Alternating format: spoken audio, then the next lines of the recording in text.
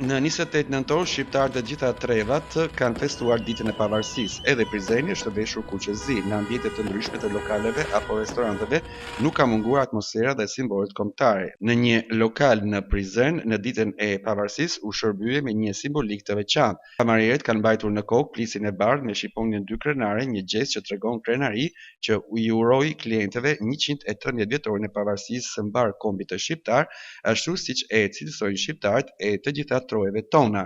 Mes aromës së kafës dhe festës që u ndes nëpër rrugët e gurta të Prizrenit, ky detaj i vogël ishte një përshëndetje e madhe për ditën e flamurit, festa e flamurit, e lirisë dhe e unitetit shqiptar.